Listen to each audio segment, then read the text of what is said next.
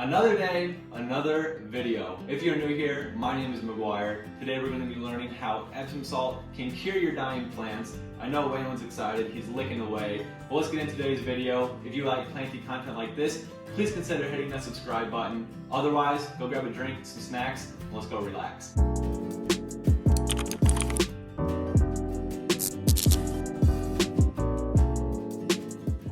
Like I said in the intro, we're going to be talking about how Epsom salt here can basically save your dying plants. And the reason for that is because the only active ingredient in Epsom salt is actually magnesium, which is one of the 6 main nutrients that a plant really needs. And the other 5 are nitrogen, phosphorus, potassium, sulfur, and calcium, which obviously without all of these 6, including magnesium here with the Epsom salt, your plant wouldn't live, it wouldn't thrive, and it honestly would be nothing practically without those nutrients in it. But today's main focus is going to be about magnesium and how this can actually save your plants. And if you see yellowing or if you need pest control, Epsom salt can really take care of that problem. So obviously we all know that photosynthesis is a huge component of your plant, and that is how your plant grows, it's how it gets its nutrients, it's basically how it feeds. If you've seen SpongeBob episode, you know what I'm talking about. But in this instance, chlorophyll is a huge factor of photosynthesis, and magnesium is a huge factor of chlorophyll. So if your plant is lacking magnesium, that is why your plant could be yellowing, like this guy right here, which I think is the reason with this actually. And when your plant lacks magnesium, it is going to lack chlorophyll, because magnesium is a huge factor in chlorophyll. And that's why I think adding Epsom salt to the soil is going to correct the nutrients in the soil and allow your plant to get green and actually be able to thrive like it is supposed to.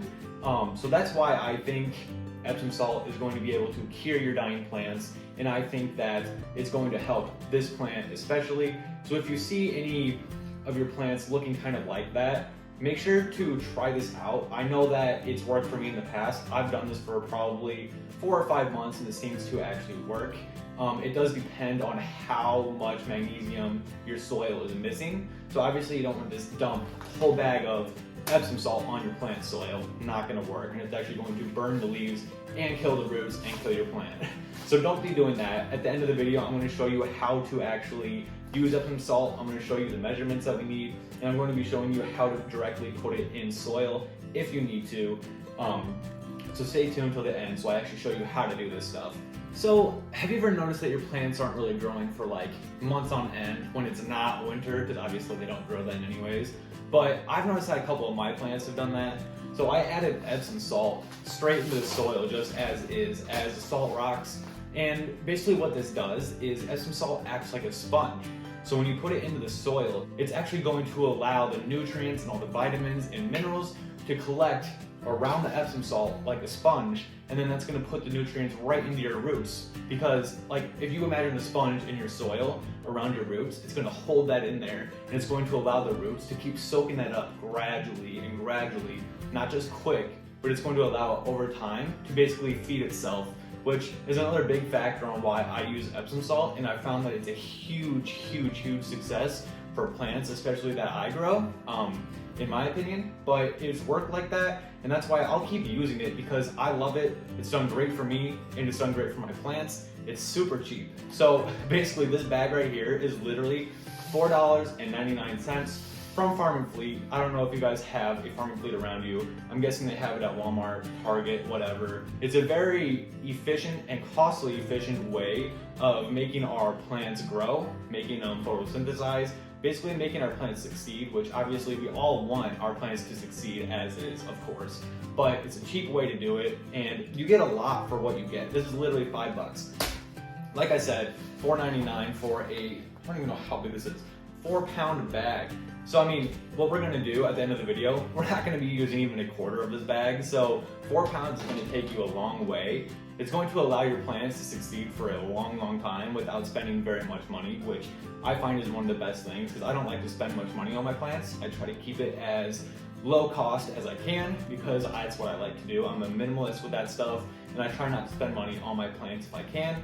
But that's another reason why I do like Epsom salt, is that it's cost efficient, and I love that. One thing that you don't want to do with Epsom salt when you make your solution that I'm going to do at the end is don't spray them on the leaves. I'm sure that you've all seen, if you're using tap water out of the sink, that hard buildup and that white stuff on your leaves. I don't know if you've noticed it. If you do use tap water, I'm sure you have.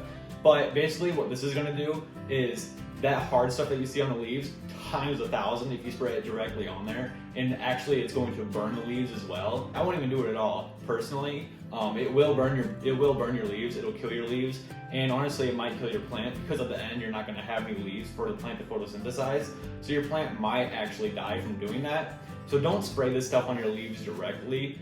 You can spray it on the soil, obviously, which we're going to do, but again, don't spray it on the leaves if you want your plant to die. Just caution right now, don't do it. Another thing about Epsom salt that I love is that it's actually a pest control as well. It kills and dries out the eggs in the soil and the larvae that are in there, if there are any, if you let it go that far. But it does kill the eggs, it does kill the larvae, and it actually has a scent that we can't really smell, but bugs and other pests can, which deters anything like flies, gnats, any of that stuff that you see flying around your house. It actually allows that to deter it, and it actually kicks off all the flies and stuff like that. They don't want to go near this stuff. It's not good to them. They don't like it. So that's another reason why I do use this, and I'll just sprinkle a little bit on the top of the soil when I'm done with everything later in the video when I show you how to do it. But it's super easy to me. Again, so cheap for deterring pests and like flies and stuff like that. But yeah, I mean, I haven't had flies in my house for probably, no joke, 2 or 3 years because I've been using this stuff. So that's another pro to Epsom salt, is that it definitely is a pest control and gets rid of all the pests that might be in your soil already, and it actually cleans your soil as well. So there's a lot of pros to this stuff. If you haven't already bought it on Amazon or Walmart throughout this video, you might want to buy your bag right now because they're gonna go fast after this video. I'm kidding. But seriously though, you guys should buy it. It's cheap, like I said. It's a lot cheaper than a lot of other things, other pest control, especially if you buy them on like Amazon or stuff like that. But yeah, this is a cheap way. You can do it at home, add it to water, and boom, you're done. It's easy.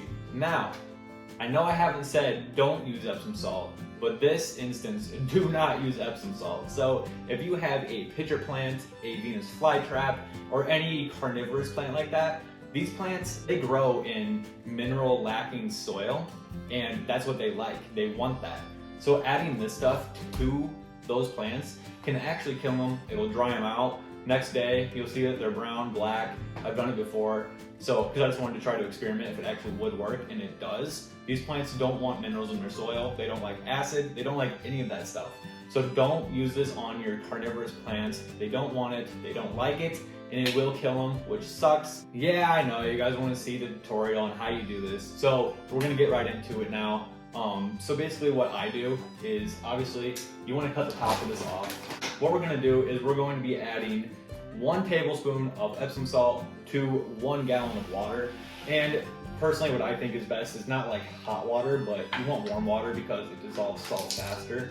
So what I'll do, take my tablespoon right here. I'll probably get half of it on the table like normal, but what I'll do, here's a chunk. So I'm just gonna break it up. I've done this before, so. But you can't really smell it, like I said. You can't really smell the stuff. That was a little bit less than 2 tablespoons, so I'm gonna add a little more. But there we go. There it is. So, move this off to the side. Now what I do, there's gonna be some on the rim. Shake it up. Shake it up. You want to do this for a little bit, just make sure it's all in there enough.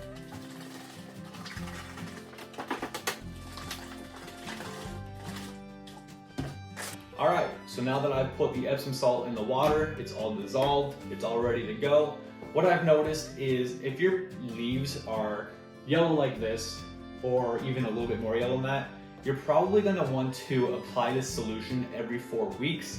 In my opinion, and what I've learned over time of using this, is that about every 4 weeks, especially for a plant that's severely yellowed like that, you're probably going to want to use it around that amount of time. Just in my opinion, I think it works best. But basically what I'm going to do here is there's 2 ways. Obviously we can make a solution like this, or we can just use the crystals, which are right here, which I'll show you also. But it's super easy. This is all that we do. So I'm not going to use this plant right now because it's growing roots in here and I want it to keep rooting in this moss. So I'm not going to use that, but that was just an example of if your plant is yellow like that, you're gonna want to try this at least, because in my opinion, it's a lack of magnesium and it really will help. It'll boost your plant. Just a thought. So what I do, obviously we don't want to drown this stuff, but if you're adding it in the liquid form, it does sterilize the soil like I said before, and it does kill the eggs and larvae almost instantly. So that's why I use it like this a lot of times. I don't use it with just the crystal form very often, but like I said before, if you do use a crystal form, it's more for the sponginess like I was saying earlier, and it allows the roots to grab onto the Epsom salt, which is surrounded by all the nutrients and stuff like that, because it does act like a sponge. So that's what I do, but what we're gonna do here is I'm gonna show you how to use the liquid form. Obviously we've all watered plants if you're watching. What you wanna do is literally just put it on. And voila, you're done. The next thing is, I don't know why I put that over there. We're going to just dump some of this on there. So what I do, I'll take the cap off the gallon and I'll put just a little bit. Stuff is so hard.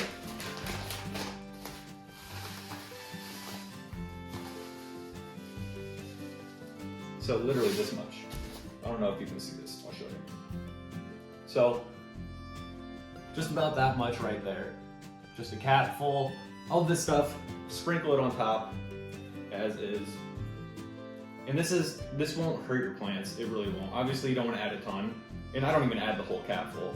If it's just like, I literally use just this much. I'll show you what's on there now. So I don't know if you can see that, but it looks like little like crystals on there.